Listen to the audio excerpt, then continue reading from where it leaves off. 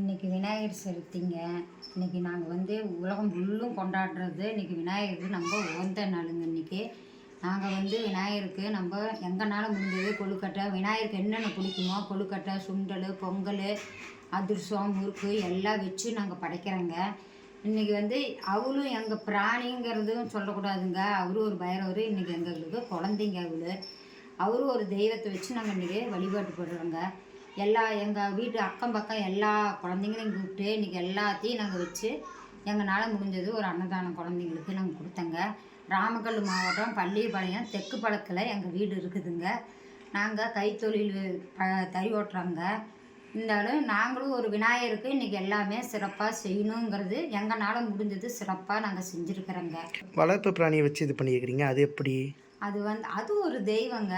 அந்த தெய்வத்தை நம்ம வாயில்லாத தெய்வத்தை நம்ம வழிபாட்டுக்குன்னா நம்ம ஆண்டவர் நல்லா வச்சுருப்பாருங்க நம்மளுக்கு.